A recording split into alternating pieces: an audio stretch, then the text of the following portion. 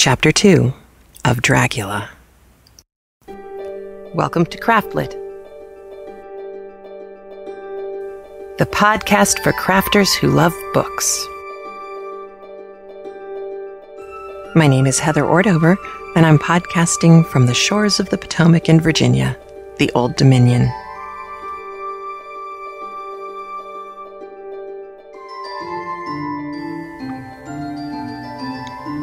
Episode 224, No Sparkles Allowed. This episode of CraftLit is brought to you by Knit Circus, the online magazine featuring 3 rings of knitting, sewing, and fun. You can find out more by visiting www.knitcircus.com. Also, Tea Times Creations. You can find vintage china tea stands, fittings, and more. Visit Tea Times Creations at Etsy.com or follow the link in the show notes. And Cool for Cats, the new novel by Andrew C. Ordover. You can get it at Amazon.com or find out more from the link in the show notes. Well, hello! I am feeling ever so much better, and I'm, as you can maybe tell, sounding just a little bit better. Still a little croaky, but there it is. Turns out it was a cold on top of asthma, so the asthma remains, but the cold is gone, and for that I am very grateful. I've had a lovely morning, and I wish I could have brought you all with me. It is lovely this morning here in the Old Dominion. It is cool. It's in the mid-60s. There's no humidity, and this after a week of ridiculous humidity. Cool, but I'd walk the boys to school, and I'd come home, and I had to take a shower. It was that disgusting. It was actually, according to my phone, 96% humidity, and not raining, just 96% humidity. That's over, and apparently over for a good long time now, which, as you know, makes me very happy. So it's cool, it's beautiful, the leaves are starting to change on some of the trees, and I, after taking the boys to school, I went to a farmer's market. And that just made my heart sing. I got some kale, I got some mustard greens, I got some steaks from a local ranchy farm place that does sustainable, healthily fed beef things, so I kind of blew the meat budget on a meal and a half, but that's okay because it's really good. And we can have beans and rice for a long time. That's just fine. Got some Empire apples and some Honeycrisp apples, some pickling cucumbers because I love me some sweet and sour pickles. And yesterday I made beef and turkey jerky. It turns out that my son and I cannot eat turkey jerky, or beef jerky for that matter, that is bought from a store because they tend to use soy sauce. And soy sauce, unless you ask for it special, soy sauce has wheat in it. It's part of the fermenting process. And it'll make me very, very ill. So I made my own, and I found a great recipe, which I'm going to link to for you, that had a cold marinade and a hot marinade. And I'll tell you, I felt a little bit better about the hot marinade. For one thing, the ingredients were more to my taste buds. It was water, brown sugar, vinegar, cloves, a little pepper, a lot of salt, because obviously it's a kind of a brine solution. And so you get your meat cut. I had the butcher do it because I was not even pretending that my knives could handle this. And the butcher cut it thin. It was less than a 1/4 inch thick. It wasn't as thin as 1/8 of an inch thick, but it was a good, actually maybe it was 1/8 of an inch, just a little bit more than 1/8 of an inch thick. And then I can't remember which cut of beef he used. It wasn't brisket, but it was something that he could slice across the grain. And then I brought it home and I cut it into smaller widths because it was about 3.5, 4 inches wide, most of it. And then I stuck those into the pot, brought that to a boil, boiled the meat for a minute, and then I just turned the heat off and let it sit there. And I probably let it sit for an hour because I just couldn't figure out how the taste could really get in unless I let it sit there and cool down. Once it cooled down, I had cookie cooling trays. I put those on top of a cookie sheet in an oven. The coolest I could get it was 170 degrees. The recommendation was for 140 degrees. So I figured, well, maybe the drying process will just go faster. And it takes about 6 to 8 hours, depending on how humid everything is in your location. But I put the strips out there and dried those puppies. And I'll be darned if that isn't the best jerky I have ever had in my life. Both the turkey jerky and the beef. I did the beef first, and then, I still had this entire Le Creuset Dutch oven full of marinade. And I thought, well, this is ridiculous. So I went out to the store and I got a frozen turkey breast. One of the ones that's still on the bone, but it's just pretty much the breast.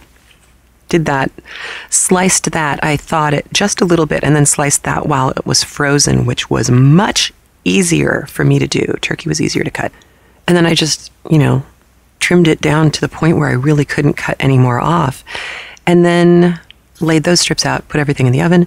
And then I took what was left of the turkey breast and I cooked it in that marinade. So now the marinade's done.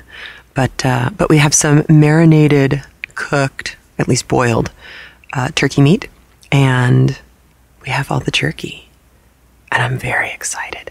I'm definitely making myself a batch of this to take up to Rhinebeck because, of course, travel, when you can't eat anything with gluten in it, is kind of dicey.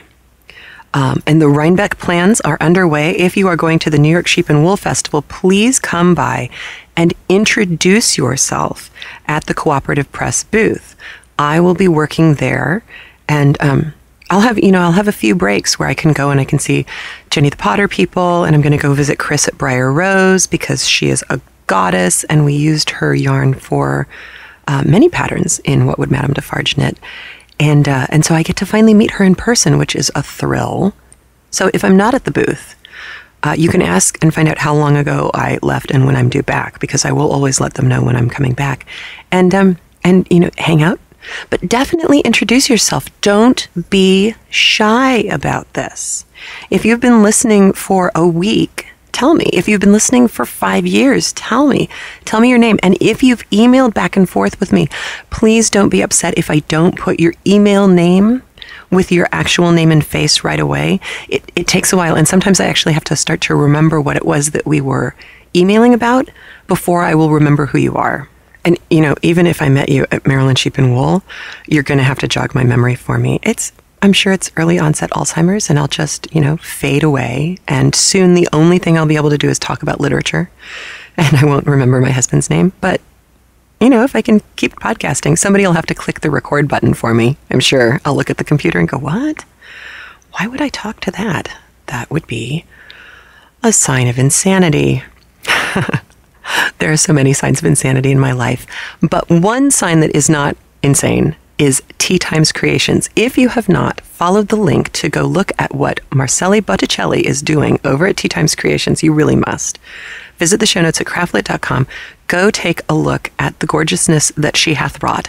And also, on our site, take a gander at the gorgeous China tea stand that she has put up for an incentive. If you donate during the month of September, today is the last day of that month, or during the month of October, you'll be put into a drawing for this gorgeous, not inexpensive tea stand that she has donated to the podcast for you. So I am just so excited. Really, she does gorgeous, gorgeous work. You must go take a look. Christmas presents, anyone? I also wanted to let you know, just because I am so proud of him.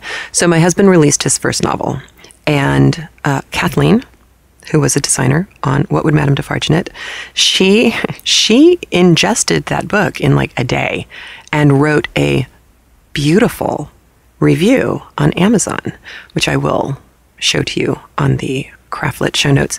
It's, you could probably think that she was just blowing smoke up our shorts, but Kathleen's a Yankee. and I don't think she is the type of person who would just gratuitously go and write a nice review someone who she's never even met. It's a beautiful review, and she certainly whipped through the book. And it's not expensive. And, it's not his first piece of writing. It's not like he did NaNoWriMo and said, oh, I think I'll just write a book for the first time. The boy has been writing plays and novels since he was able to write with his really bad handwriting. He's been writing forever, and he's a much happier person when he's writing. So I'm glad that this is turning into a series, and I'm really glad that the people who have read it, who've either emailed me and said, oh, it was great, or who are emailing him and letting him know, or like Kathleen, who are going on Amazon and posting reviews. I'm really glad everyone's enjoying it. And I would just like to put out the reminder, just like we did with Twain, that authors are not their main character. Andrew's really nothing like his character in the book. They were born in the same area and lived in similar areas, but that is where the similarity ends. Trust me. So that's all been, it's been such a great week. And then another fabulous thing that happened, Julie at Forgotten Classics has started Bridge of Birds. So that's new podcastiness for you. And don't forget, Julie got the rights, or the permission to read the best ever translation of the book of Genesis. And she's, making her way through it. If you have time, go over to Forgotten Classics on iTunes or to her archives and get Genesis and listen to this translation. It is revelatory, pun intended. And not only that, you need to not just listen to the book of Genesis. You need to go back. I think she broke the introduction into 3 or 4 parts. It is so worth listening to the introduction. And just like Shakespeare, just like a lot of these books, even the introduction, you're going to have to let it wash over you because it's a scholarly introduction. But the stuff that jumps out, the stuff that she emphasizes is stuff that matters. It really matters. And if you don't know anything about how the Bible has been translated, you really need to listen because it is fascinating. And speaking of podcasts, I have a new promo to play for you.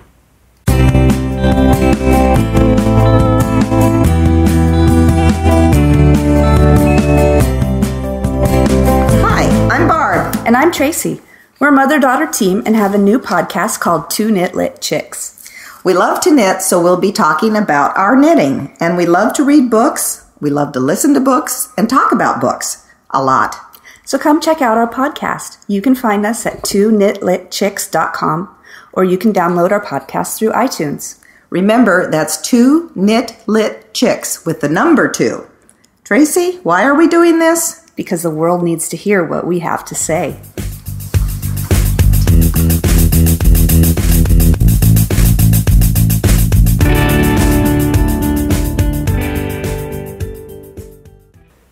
I don't even have to explain to you why I'm excited about this podcast, do I?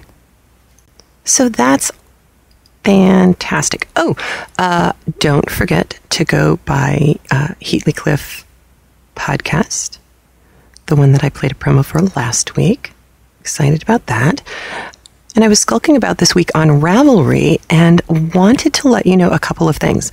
On the Ravelry CraftLit group, a very lovely listener has put up a link to the recipe for the paprika hendel that Jonathan Harker was talking about tasting so good. She said it absolutely tastes great and it's really not that difficult to make. And so now you can even taste Dracula. We're going to have recipes. I'm so excited. So that was very excited. Also on Ravelry, we are hosting our first knit-alongs for What Would Madame Defarge Knit. The first is the Wilhelmina Shawlette, which started last weekend, but there is no reason not to jump in now. And the reason why I say that is because someone has already finished. I mean, I knew Chrissy Gardner was a genius and all, but she designed a Shawlette pattern that is so, the repeat is one of those things that's very easy to get stuck in your head and makes it very easy to read the lace that you're knitting. And so this I say unto you, if you have lived in fear of lace, this is an excellent opportunity for you to get over that fear for 2 reasons. 1, it's a good, simple, straightforward pattern. And 2, Chrissy is hosting the Knit Along, which means you have easy access to Chrissy, and she can answer any questions you have. And people are popping up with questions. You will not be the only one who's asking something. People are substituting different yarns. People are hand spinning their own yarn, which is gorgeous, and posting pictures of their progress. And it's a lot of fun. So now there's a link to it from the CraftLit Ravelry group, but all of the knit-alongs are actually taking place over at the WWMDFK, What Would Madame Defarge Knit group. And so we're kind of segregating the knit-alongs because otherwise it's just too much stuff happening over on CraftLit. Tomorrow, October 1st, we'll start the second of our fall knit-alongs. That will be for the Van Tassel mittens. If you have not seen photographs of these, the yarn that Meg dyed for them is stupendous. And the pattern itself is really quite glorious. Now, in the book, the pattern is written out as a chart, as is the lace, but color pattern work is a little different to knit off of a chart, I think. Because you're reading colors instead of holes. So if you've never done a chart before, and if you fear a chart, Meg's knit-along for the Van Tassel mittens, I think might be a good place to start. For one thing, you will wind up with a gorgeous pair of mittens at the end. And for another thing, again, you have access to the designer who can walk you through it. So if you get stuck, there's nothing to worry about. You will have help. And I'm very excited. I'm very excited about it, but I'm also very proud of it because, Defarge was a huge labor of love. It started this time a little earlier last year, and now here it is. It's out, and we're doing knit-alongs, and people who I've never written to before, people who've never written to me before, they're on the knit-alongs, and I'm getting to meet new people, and it's a lot of fun. I'm really enjoying it. And now, if you're a listener and you're not a knitter, if you feel up to it, join Ravelry anyway, just to join the group. You'll see some really fascinating conversations happening on the Ravelry group board. I swear, I joke, and you guys are starting to joke back with me that when you meet each other, you're like, oh my gosh, CraftLit people really are just better. And it's true. It really is true. You will see the most erudite comments made on the CraftLit Ravelry group. It's like being back in a college seminar, but with really nice people. Did I just say something horrible about my college seminars? I did. I think I did. That's okay. I'm going to move on now because there's a new book in town. Not just my book. There's a new book in town by Gwen Steig. Now, you've probably seen her name before because she's written everything. I looked at her list of books that she's written, and mitten books and hat books and how-to books, and she's unstoppable. I don't know when she sleeps. But she had contacted me a little over a year ago about this book she was putting out called The Knitter's Life List. And she asked me a little bit about CraftLit and people who listen and what people do if they're knitting when they listen, because she knows as well as we all do that not everybody who listens is a knitter. But she was asking me about the knitting side of it. And I had recently gotten an email from a listener who has been known to listen to the podcast while on the treadmill while knitting socks. And so I mentioned this to Gwen, and she had me write up a little blurb for her. And it's in the book. So page 251, I am in the Knitter's Life List. I'm very excited about that. And I'm going to put links to everything having to do with Gwen's book. I'll put that up on the show notes for you. I know it's getting reviewed lots of other places as well, but I'm very excited for her, and it's really just a lovely book. I've probably, I just read it kind of when I sit down and I have a moment to kind of really relax and not worry about anything or think about what I have to do. And so it's lovely. It's that kind of book. It's very low-key. You can pretty much open it to any page and find something interesting going on in there. And I've actually learned a few things. It's not just knitting. It also deals with fiber and spinning and the different kinds of yarn and all of that stuff. So there's a lot to learn. And even if you are an experienced knitter, I don't think it is necessarily a bad book for you. It's definitely a good gift book, as of course is What Would Madame Defarge Knit. I just had to sneak that in. Ooh, one of the things that did come up on a Ravelry group was Googling various ways to find out about CraftLit and whether it is popping up higher in the rankings now. And it actually is, which means some of the search engine optimization ghost pages that I made a year ago are finally starting to pay off. So that's one. But what it also means is that I need to send out a huge thank you to everyone, because what it also means is that from your blogs and from your pages, you have started linking back to CraftLit. And that matters more than just about anything else. And to expedite that process for you, I have made 2 knit-along link buttons, and you will see them appear on the show notes with code, a little window full of code underneath it. If you click inside that code box and you do Control A, or if you're on a Mac, Command A, and you copy it, Control C, you copy it, and then you paste it into your sidebar on your blog, you will wind up with that particular knit-along button on your site. So I've just provided the code for you.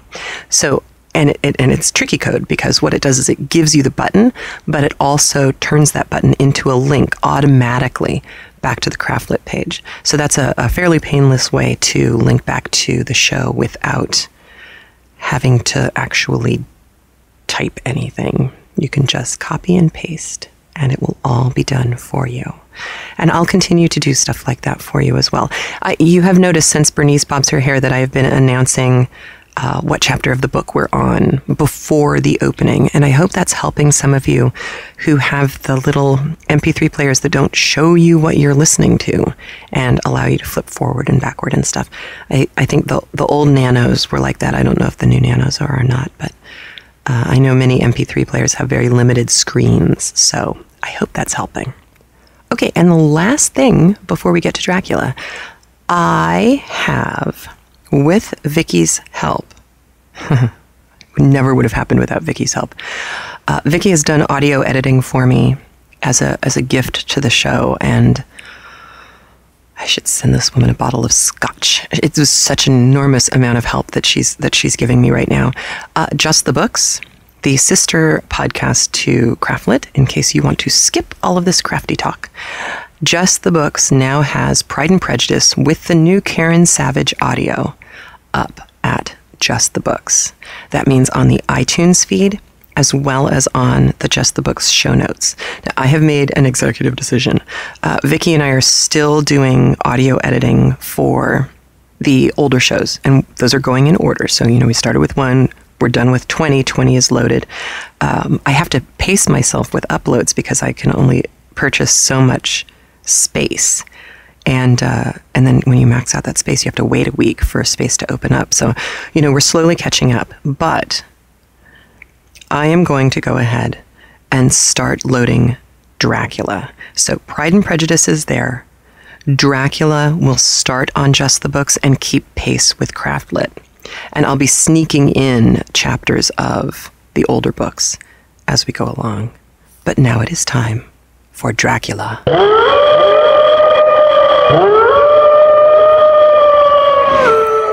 The children of the night. Well, I got a very important email from Shy Knitter Guy. I think that's what his logon is on Ravelry. This is Todd. And it's CHI and Knitter Guy, which that would be Chi-Town, right? Like Chicago? All right, Todd, correct me if I'm wrong. But he was writing to me about some other stuff, but he gave me a PS, which I asked if I could read to you because his point is well taken. He said he wanted to mention something about Victorian England. I've heard you mention several times about the repression and restraint manifest in Victorian England. One thing to remember is that the period of time before Victoria, it would be the Regency and the reign of William IV, were rife with sexual promiscuity and loose morals. This is the time of Lord Byron and Shelley and Tennyson and Gothic novels. So one of the reasons that Victoria became monarch, as the only child of the 4th son of King George III, was because all of her uncles had several dozens of illegitimate children, but no heirs. Victoria's mother, who was a German princess, was so disgusted with the moral state of the court that she refused to allow Victoria to visit it except under very exceptional circumstances. Her reign can be seen as a product of her mother's abhorrence of the decayed moral state prior to her reign. And if you've seen young Victoria, you'll see Todd's comment manifest in that film. And I think that is a really important thing to keep in mind while you're thinking about the Victorian era. And certainly when you think back to Lord Byron, it's interesting. That's the beginning of the 1800s, but the beginning of the 1600s, the Jacobean period was also pretty racy time. We did 2 shows in repertory with each other. My last semester at UCLA, we did Hippolytus, which is rather bloody, and we did The Changeling, 2 of the most bloody, lurid dramas in the history of theater, and we did them in rep with each other. That was a mistake. If you are a theater director in a college or high school, do not do 2 pieces like that in rep with each other. You will do damage to the poor people who are working in them. I was in the madhouse in The Changeling. I know you're shocked. Shocked and appalled. Simply shocked. So, Dracula. Well, here is what's up for this week. I will put the picture of the caleche back up onto the show notes, just in case you didn't get a chance to look at it last week. So you can picture kind of the little carriage that Jonathan Harker is in, covered in fur, by the way, because it would be really, really cold to travel in an open carriage like that in Transylvania at midnight. Poor Jonathan Harker, he has made his way to the castle, and now the fun begins. I want you, and I know this will be difficult, I know it, but I really want you to try to listen to this chapter with the ears of a child. And I don't mean a childish person or a childlike person, but I mean coming to something new as though you have never heard anything about it before. And I know how difficult this is because of Bela Lugosi, or if you saw the original Nosferatu black and white thing. And I know from Ravelry that some of our younger listeners will find it difficult to believe that vampires don't sparkle. There is no sparkling in vampire world. There is no sparkle. There's sparkle in yarn. That's fine. But vampires don't sparkle. It's not that Bram Stoker invented the idea of a vampire. It's that this book is more closely, not necessarily the most, but more closely based on original folktales and superstitions. And for those of you who don't know, when Stephanie Meyer decided to make the modern vampire thing, she had to solve a problem, which every vampire author has to solve, whether it's the Sookie Stackhouse Mysteries or Twilight. What do you do when the rest of the world is awake? And your vampire has to be asleep. Every writer has come up with a different solution. And I think for a teen romance, the sparkly thing was just fine. But don't let your teenagers get away with thinking that that's anything more than a solution to a plot problem. And I'm not saying that just because I am down on Twilight or anything like that. I read the books, I had a fun time reading them, and then I got frustrated afterwards.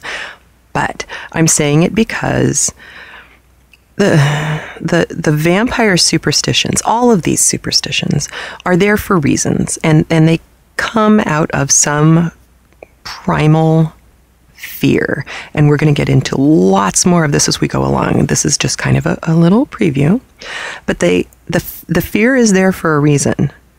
And the restrictions are there for a reason. Because if you're dealing with a vampire, something that is superhumanly strong, something that is superhumanly fast, something that's lived a really long time and is smart, there has to be some way to win. You know, if they could move around in the daylight, you'd be really up a creek without a paddle. Because how are you going to stop this thing? Even the superstitions, we need an out. We need a way that we can make it through the day, if we can just make it till sunrise, it'll be okay. If we can just keep out of the vampire's grip long enough, we'll be all right. And it's, if you didn't have that out, the vampire stories really would be heart-stoppingly terrifying, especially if you lived in a world that was superstitious. And even though Jonathan Harker's world is filled with telegrams and trains and electric light and typewriters and things like this, even though his world is quite modern, where he has gone to is still a world lit only by fire, which is a book you should really read. But this idea of a world lit only by fire, I don't really want to use the word primitive because that's not the right thing. But a world lit only by fire restricts your life in specific ways. And a vampire needs to have rules to play by too, is all I'm saying. And I think it's just important to know why it's there. And that's just one reason why. There are lots of other reasons why, and I'm sure we'll get into more psychology and stuff like that later. But I just wanted to kind of plant that seed for you that it is actually in a Bruno Bettelheim uses of enchantment book kind of way. It is important that the vampires can't move around in the daylight. And you'll see what Stoker does about that as well. Because, of course, he's going to be up against exactly the same plot problem that Stephenie Meyer was up against. So, poor Jonathan Harker. I'm already starting to see things, and it had occurred to me too, things on Ravelry about, doesn't Jonathan Harker kind of remind you of Walter? And I think, certainly in the beginning, there's no reason not to make that comparison. We recently left Walter Harright, and he's certainly a kind, generous male protagonist in a Victorian era. Harker is another generation and a half further along than Walter was. So in some ways, where Walter felt very old-fashioned and kind of parochial, I think you'll find that Jonathan, certainly their attitudes towards some things are going to be very similar. They're all part of the larger Victorian culture. But Jonathan is, in many ways, a more modern person. He is nonetheless a very kind, he's a gentleman. He is a new lawyer. So, he's a man of business. And he's also someone who defers to, obviously, nobility or royalty. He would have to, because he's just the solicitor. And watch the game that Dracula plays in this chapter, I think, is fascinating. You're going to hear some lines that you've probably heard in other vampire movies or stories, and you're going to watch to see the rules that Dracula lives by, for one thing, but also look at the rules that Jonathan is living by. Harker has to behave himself a certain way because he's been sent there to do a job. He's been trusted to go there to do a job for the Count. And so it's almost like, I feel like it's kind of like ice skaters. Like they'll skate kind of close to each other and then they'll back away and then they'll loop around again. Kind of like the beginning of Big Love when they were on the ice. Now they've got a new opening, which I do not approve of. I like the ice skating. All right, I am going to play the audio for you. Once again, we have our fabulous reader, John from the UK, who has stepped in and just made this all work. And I am so appreciative. And I hope you enjoyed his tagline at the end, his little sting at the end of last week's podcast. He has a new one for you this week. So that'll be fun for you to listen to as well. I will talk to you on the flip side about a few things about the chapter. But for now, I leave you with Chapter 2 of Bram Stoker's Dracula. Chapter 2, Jonathan Harker's Journal. 5th of May. I must have been asleep, for certainly if I had been fully awake, I must have noticed the approach of such a remarkable place. In the gloom, the courtyard looked of considerable size, and as several dark ways led from it under great round arches, it perhaps seemed bigger than it really is. I have not yet been able to see it by daylight. When the calèche stopped, the driver jumped down and held out his hand to assist me to alight. Again, I could not but notice his prodigious strength. His hand actually seemed like a steel vice that could have crushed mine if he had chosen. Then he took out my traps and placed them on the ground beside me as I stood close to a great door, old and studded with large iron nails and set in a projecting doorway of massive stone. I could see even in the dim light that the stone was massively carved, but that the carving had been much worn by time and weather. As I stood, the driver jumped again into his seat and shook the reins. The horses started forwards, and trap and all disappeared down one of the dark openings. I stood in silence where I was, for I did not know what to do. Of bell or knocker there was no sign. Through these frowning walls and dark window openings it was not likely that my voice could penetrate. The time I waited seemed endless, and I felt doubts and fears crowding upon me. What sort of place had I come to, and among what kind of people? What sort of grim adventure was it on which I had embarked? Was this a customary incident in the life of a solicitor's clerk sent out to explain the purchase of a London estate to a foreigner? Solicitor's clerk. Mina would not like that. Solicitor. For just before leaving London I got word that my examination was successful, and I am now a full-blown solicitor. I began to rub my eyes and pinch myself to see if I were awake. It all seemed like a horrible nightmare to me, and I expected that I should suddenly awake and find myself at home, with the dawn struggling in through the windows as I had now and again felt in the morning after a day of overwork. But my flesh answered the pinching test, and my eyes were not to be deceived. I was indeed awake and among the Carpathians. All I could do now was to be patient and to wait the coming of the morning. Just as I had come to this conclusion, I heard a heavy step approaching behind the great door, and saw through the chinks the gleam of the coming light. Then there was the sound of rattling chains and the clanking of massive bolts drawn back.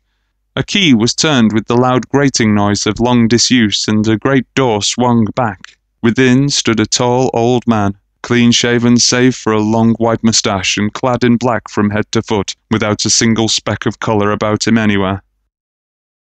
He held in his hand an antique silver lamp in which the flame burned without chimney or globe of any kind, throwing long, quivering shadows as it flickered in the draught of the open door. The old man motioned me in with his right hand with a courtly gesture, saying in excellent English, but with a strange intonation, "Welcome to my house. Enter freely and of your own will." He made no motion of stepping to meet me, but stood like a statue, as though his gesture of welcome had fixed him into stone. The instant, however, that I had stepped over the threshold, he moved impulsively forward, and holding out his hand grasped mine with a strength which made me wince, an effect which was not lessened by the fact that it seemed as cold as ice, more like the hand of a dead than a living man. Again he said, "Welcome to my house. Come freely and go safely, and leave something of the happiness you bring." The strength of the handshake was much akin to that which I had noticed in the driver, whose face I had not seen, that for a moment I doubted if it were not the same person to whom I was speaking. So, to make sure, I said interrogatively, "Count Dracula?" He bowed in a courtly way as he replied, "I am Dracula, and I bid you welcome, Mr. Harker, to my house. Come in. The night air is chill, and you must need to eat and rest." As he was speaking, he put the lamp on a bracket on the wall and, stepping out, took my luggage. He had carried it in before I could forestall him. I protested, but he insisted. "Nay, sir, you are my guest. It is late, and my people are not available. Let me see to your comfort myself." He insisted on carrying my traps along the passage and then up a great winding stair, and along another great passage on whose stone floors our steps rang heavily. At the end of this he threw open a heavy door, and I rejoiced to see within a well-lit room in which a table was spread for supper, and on whose mighty hearth a great fire of logs flamed and flared. The Count halted, putting down my bags, closed the door, and crossing the room, opened another door, which led into a small octagonal room lit by a small lamp, and seemingly without a window of any sort. Passing through this, he opened another door and motioned me to enter. It was a welcome sight, for here was a great bedroom well lighted and warmed with another log fire, which sent a hollow roar up the wide chimney. The Count himself left my luggage inside and withdrew, saying before he closed the door, "You will need after your journey to refresh yourself by making your toilet. I trust you will find all you wish. When you are ready, come into the other room where you will find your supper prepared." The light and warmth in the Count's courteous welcome seemed to have dissipated all my doubts and fears. Having then reached my normal state, I discovered that I was half famished with hunger, so making a hasty toilet, I went into the other room. I found supper already laid out. My host, who stood on one side of the great fireplace, leaning against the stonework, made a graceful wave of his hand to the table and said, "I pray you, be seated and sup how you please. You will, however, excuse me that I do not join you, but I have dined already, and I do not sup." I handed to him the sealed letter which Mr. Hawkins had entrusted me. He opened it and read it gravely, then, with a charming smile, he handed it to me to read. One passage, at least, gave me a thrill of pleasure. "I must regret that an attack of gout, for which malady I am a constant sufferer, forbids absolutely any travelling on my part for some time to come. I am very happy to say that I send a sufficient substitute, one in which I have every possible confidence. He is a young man, full of energy and talent in his own way, and of a very faithful disposition. He is discreet and silent, and has grown into manhood in my service. He shall be ready to attend on you when you will during his stay, and shall take your instructions in all matters." The Count himself came forward and took the cover off a dish, and I fell to at once on an excellent roast chicken. This, with some cheese and a salad and a bottle of old Tokay, of which I had 2 glasses, was my supper. During the time I was eating it, the Count asked me many questions as to my journey, and I told him by degrees all I had experienced.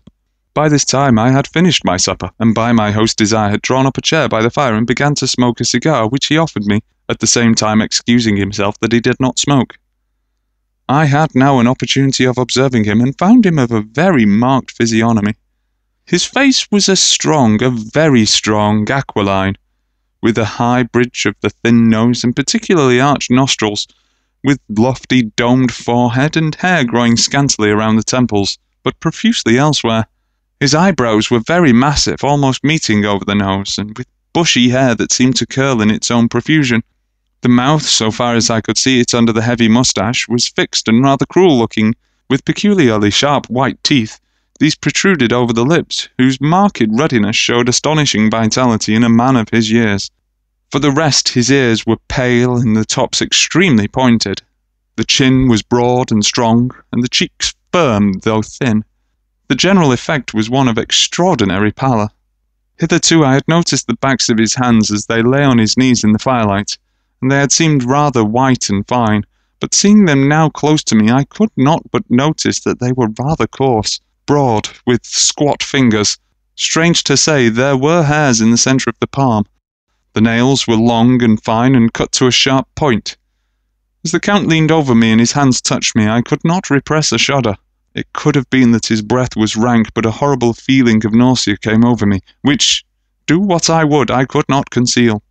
The Count, evidently noticing it, drew back, and with a grim sort of smile, which showed more than he had yet done his protuberant teeth, sat himself down again on his own side of the fireplace. We were both silent for a while, and as I looked towards the window I saw the first dim streak of the coming dawn. There seemed a strange stillness over everything, but as I listened I heard, as if from down below in the valley, the howling of many wolves. The Count's eyes gleamed, and he said, "Listen to them, the children of the night. What music they make!" Seeing, I suppose, some expression in my face strange to him, he added, "Ah, sir, you dwellers in the city cannot enter into the feelings of the hunter." Then he rose and said, "But you must be tired. Your bedroom is all ready, and tomorrow you shall sleep as late as you will. I have to be away till the afternoon, so sleep well and dream well." And with a courteous bow he opened for me himself the door to the octagonal room, and I entered my bedroom. I am all in a sea of wonders. I doubt, I fear, I think strange things which I dare not confess to my own soul. God help me, if only for the sake of those dear to me. 7th of May. It is again early morning, but I have rested and enjoyed the last 24 hours. I slept till late in the day and awoke of my own accord. When I had dressed myself, I went into the bedroom where we had supped and found a cold breakfast laid out, with coffee kept hot by the pot being placed on the hearth. There was a card on the table, on which was written, "I have to be absent for a while. Do not wait for me. D." So I set to and enjoyed a hearty meal. When I had done, I looked for a bell so that I might let the servants know I had finished, but I could not find one. There are certainly odd deficiencies in the house, considering the extraordinary evidences of wealth which are round me. The table service is of gold, and so beautifully wrought that it must be of immense value. The curtains and upholstery of the chairs and sofas and the hangings of my bed are of the costliest and most beautiful fabrics, and must have been of fabulous value when they were made, for they are centuries old, though in excellent order. I saw something like them in Hampton Court, but there they were worn and frayed and moth-eaten. But still in none of the rooms is there a mirror. There is not even a toilet glass on my table, and I had to get the little shaving glass from my bag before I could either shave or brush my hair. I have not yet seen a servant anywhere, or heard a sound near the castle except the howling of wolves. When I had finished my meal, I don't know whether to call it breakfast or dinner, for it was between 5 and 6 o'clock when I had it, I looked about for something to read, for I did not like to go about the castle until I had asked the Count's permission. There was absolutely nothing in the room, book, newspaper, or even writing materials, so I opened another door in the room and found it a sort of library. The door opposite mine I tried, but I found it locked. In the library I found, to my great delight, a vast number of English books, whole shelves of them, and bound volumes of magazines and newspapers. A table in the centre was littered with English magazines and newspapers, though none of them were of very recent date.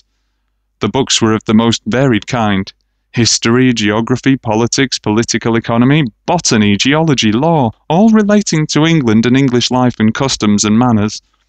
There were even such books of reference as the London Directory, the Red and Blue books, and Whitaker's Almanac, the Army and Navy lists, and, it somehow gladdened my heart to see it, the Law List.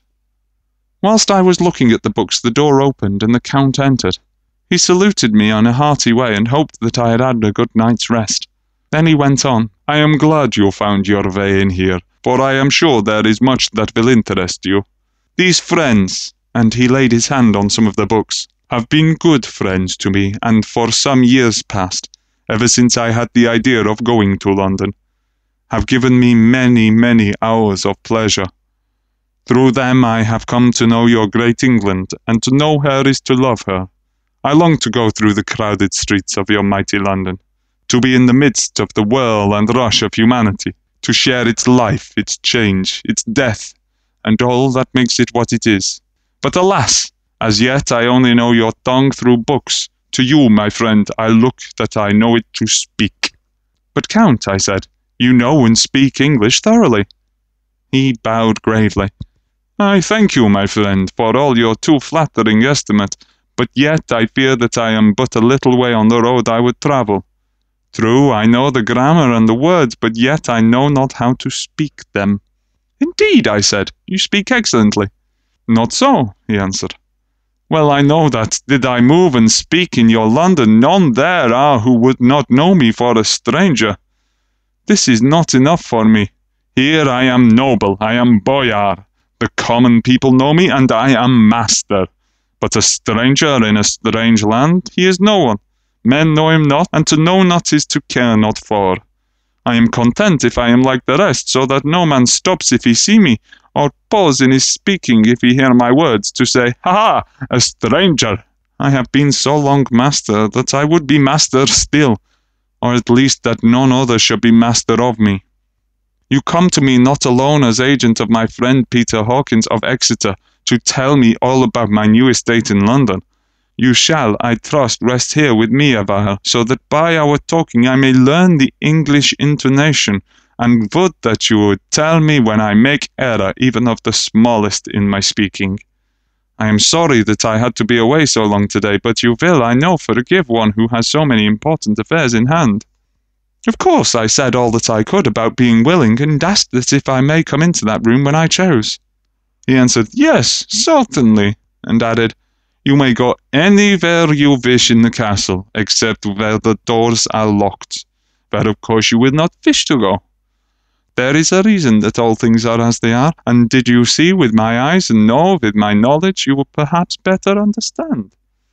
I said I was sure of this, And then he went on. We are in Transylvania, and Transylvania is not England. Our ways are not your ways, and there shall be to you many strange things. Nay, from what you have told me of your experiences already, you know something of what strange things here may be. This led to much conversation, and as it was evident that he wanted to talk, if only for talking's sake, I asked him many questions regarding things that had already happened to me or come within my notice. Sometimes he sheered off the subject or turned the conversation by pretending not to understand, but generally he answered all I asked most frankly. Then, as the time went on and I had got somewhat bolder, I asked him of some of the strange things of the preceding night, as, for instance, why the coachman went to the places where we had seen the blue flames. Was it indeed true that they showed where gold was hidden? He then explained to me that it was commonly believed that on a certain night of the year, last night in fact, when all evil spirits are supposed to have unchecked sway, a blue flame is seen over any place where treasure has been concealed. That treasure has been hidden, he said. He went on. In the region through which you came last night, there can be but little doubt, for it was the ground fought over for centuries by the Wallachian, the Saxon, and the Turk. Why, there is hardly a foot of soil in all this region that has not been enriched by the blood of men, patriots or invaders. In old days there were stirring times, when the Austrian and the Hungarian came up in hordes, and the patriots went out to meet them, men and women, the aged and the children too, and waited their coming on the rocks about the passes, that they might sweep destruction on them with their artificial avalanches. When the invader was triumphant, he found but little, for whatever there was had been sheltered in the friendly soil. But how, said I, can it have remained so long undiscovered, when there is a sure index to it if men will but take the trouble to look? The Count smiled, and as his lips ran back over his gums, the long, sharp canine teeth showed out strangely. He answered, Because your peasant is at heart a coward and a fool. Those flames only appear on one night, and on that night no man of this land will, if he can help it, stir without his doors. And, dear sir, even if he did, he would not know what to do. For even the peasant that you tell me of who marked the place of the flame would not know where to look in daylight even for his own work. You would not, I dare be sworn, be able to find these places again. There you are right, I said. I know no more than the dead where even to look for them. Then we drifted into other matters. Come, he said at last. Tell me of London and of the house which you have procured for me. With an apology for my remissness, I went into my own room to get the papers from my bag. Whilst I was placing them in order, I heard a rattling of china and silver in the next room, and as I passed through, noticed that the table had been cleared and the lamp lit, for it was by this time deep into the dark. The lamps were also lit in the study or library, and I found the Count lying on the sofa reading, of all things in the world, an English Bradshaw's Guide. When I came in, he cleared the books and papers from the table, and with him I went into plans and deeds and figures of all sorts. He was interested in everything and asked me a myriad questions about the place and its surroundings. He had clearly studied beforehand all he could get on the subject of the neighbourhood, for he evidently at the end knew very much more than I did. When I remarked this, he answered, Well, but my friend, is it not needful that I should know? When I go there, I shall be all alone, and my friend Harker Jonathan. Nay, pardon me, I fall into my country's habit of putting your patronymic first. My friend Jonathan Harker will not be at my side to correct and aid me. He will be in Exeter, miles away, probably working at papers of the law with my other friend Peter Hawkins. So, we went thoroughly into the business of the purchase of the estate at Purfleet. When I had told him the facts and gotten his signature to the necessary papers and had written a letter with them ready to post to Mr. Hawkins, he began to ask me how I had come across so suitable a place. I read to him the notes which I had made at the time and which I inscribe here.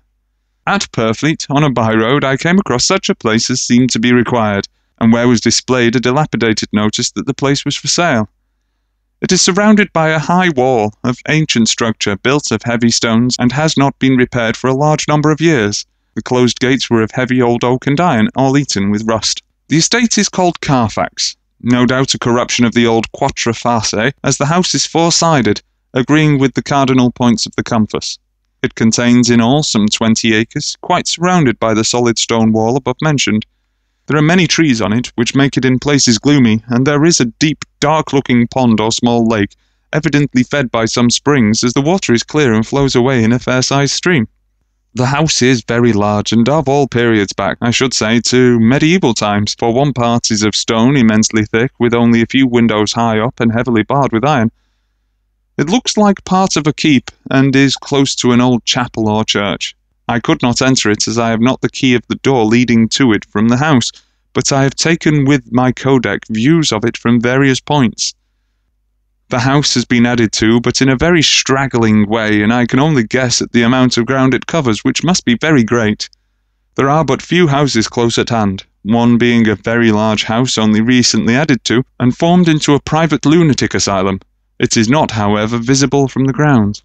When I had finished, he said, "I am glad that it is old and big. I myself am of an old family, and to live in a new house would kill me. A house cannot be made habitable in a day, and, after all, how few days go to make up a century. I rejoice also that there is a chapel of old times. We Transylvanian nobles love not to think that our bones may be among the common dead. I seek not gaiety nor mirth, nor the bright voluptuousness of much sunshine and sparkling waters, which please the young and gay.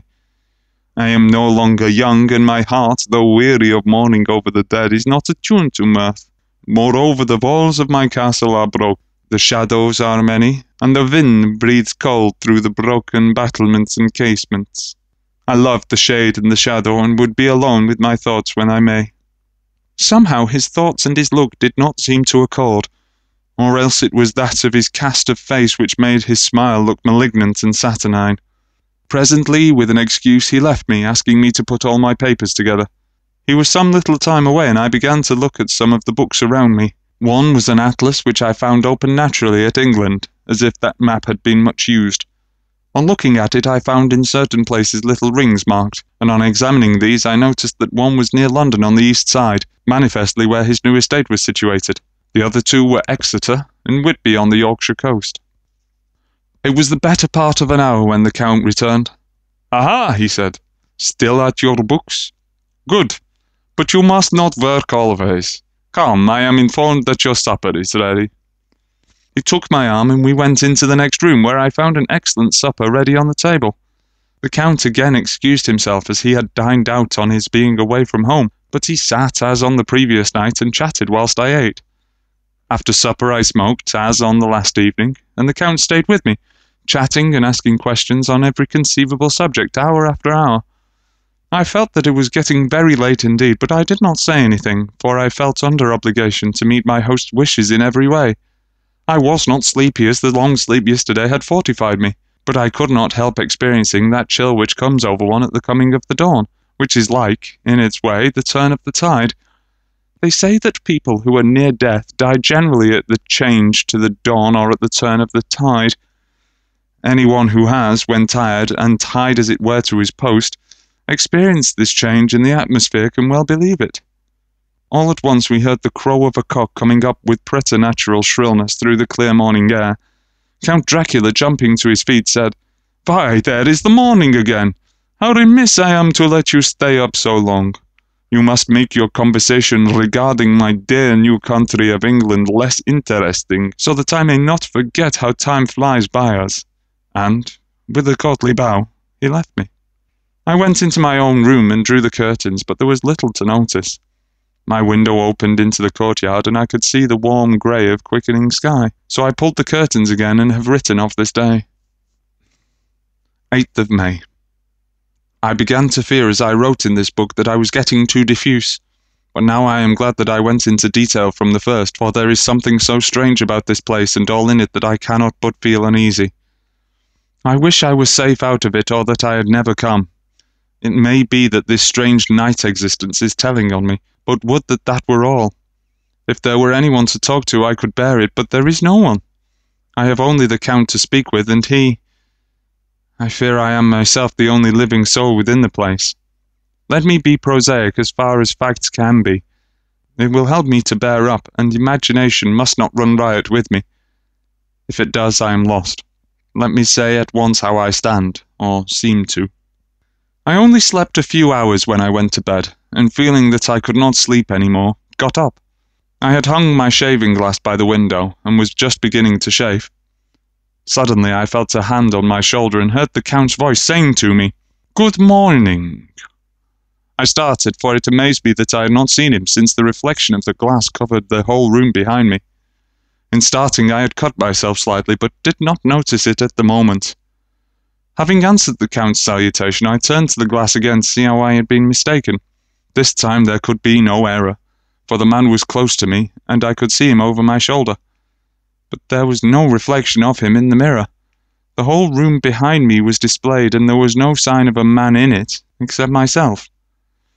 This was startling, and coming on the top of so many strange things was beginning to increase that vague feeling of uneasiness which I always have when the Count is near. But at that instant I saw that the cut had bled a little, and the blood was trickling over my chin. I laid down the razor, turning as I did so half round to look for some sticking plaster. When the Count saw my face, his eyes blazed with a sort of demonic fury, and he suddenly made a grab at my throat. I drew away, and his hand touched the string of beads which held the crucifix. It made an instant change in him, for the fury passed so quickly that I could hardly believe that it was ever there. "Take care," he said. "Take care how you cut yourself. It is more dangerous than you think in this country." Then, seizing the glass, he went on, "And this is a wretched thing that has done the mischief. It is a foul bauble of man's vanity, of AIRDATE." And opening the heavy window with one wrench of his terrible hand, he flung out the glass, which was shattered into 1,000 pieces on the stones of the courtyard far below. Then he withdrew without a word. It is very annoying, for I do not see how I am to shave, unless in my watch case or the bottom of the shaving pot, which is, fortunately, of metal. When I went to the dining room, breakfast was prepared, but I could not find the Count anywhere. So I breakfasted alone. It is strange that as yet I have not seen the Count eat or drink. He must be a very peculiar man.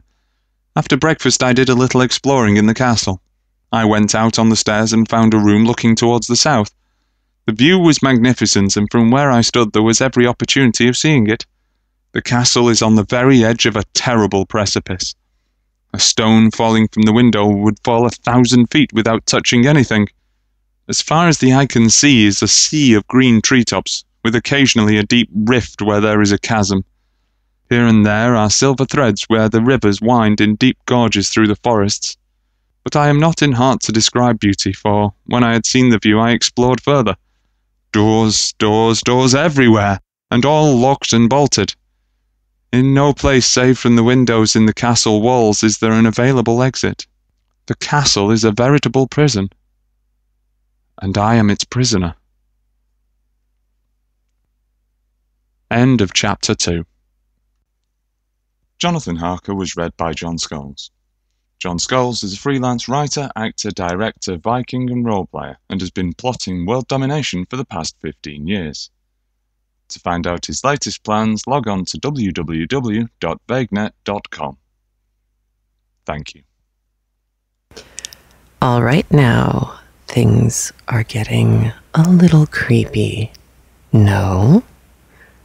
So Jonathan has figured out that something is wrong. Definitely. But I really loved the way Bram Stoker handled the mirror getting thrown out the window. That Jonathan's reaction was, well, how am I going to shave now? And I thought, that's probably just about as much as his poor brain could handle at that point, because he's already creeped out. He already has figured out that the Count is not eating. And then, he saw that he couldn't see a reflection of Dracula in the mirror. And so, his poor little brain just went, well, now I can't shave. One of those few things that can hold you to your normal life, your little routines that you have, the things that can make you feel like a human, gone. I just thought that was awesome. It made me laugh out loud, but it made me laugh out loud because it's such a human moment. And there will be more of those. There will be more. There will be more. I hope you enjoyed it. I hope you are still enjoying it. I hope you continue to enjoy it. I know I will be enjoying it. And that's it. I hope you have a great week. I hope I have a great week. And I hope in 2 weeks to see you at the New York Sheep and Wool Festival, if you are able to go. Until next week, take care. Have a great one. I'll talk to you soon. Bye. Please remember to support the people who support CraftLit. Visit Knit Circus online magazine, offering 3 rings of knitting, sewing, and fun. You can check out the latest issue at www.knitcircus.com. And What Would Madame Defarge Knit? A new book of knit and crochet patterns coming to you from the CraftLit family. And please visit the blogs and sites of CraftLit supporters. Those links can be found in the sidebar of the show notes. The show notes can be found at craftlit.com. CraftLit can also be accessed by its own Android and iPhone application. You can purchase it at the iPhone or iTouch application store, or you can subscribe free at iTunes. CraftLit is made possible by the generous support of its listeners, and for that, I am truly grateful. And remember, if your hands are too busy to pick up a book, at least you can turn one